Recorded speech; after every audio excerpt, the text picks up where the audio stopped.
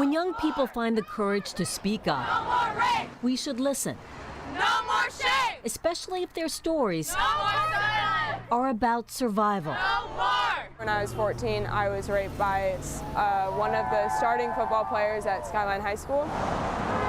People would come up to me in the hallways at school and basically tell me to kill myself and that I was just doing it for attention. Sabrina Zander was encouraged to come forward after seeing two sisters file suit, sharing their story of rape and retaliation at Skyline High School. I went over to my boyfriend's house. I did not know his friend was there, and they ambushed me. The attackers in that case are also former members of the football team. Ariel Daniluk says her sister is a victim as well. Tragedies, they say, worsened by the district's failures. Not help students or left them in classes or allowed them to be bullied.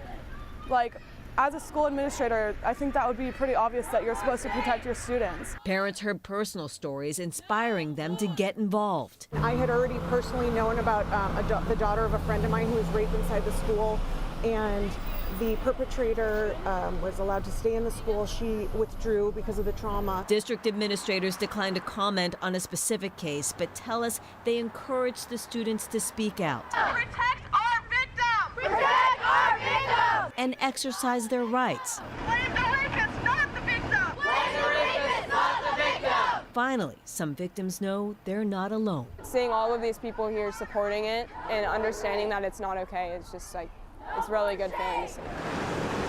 In Sammamish, Elisa Hahn, King 5 News.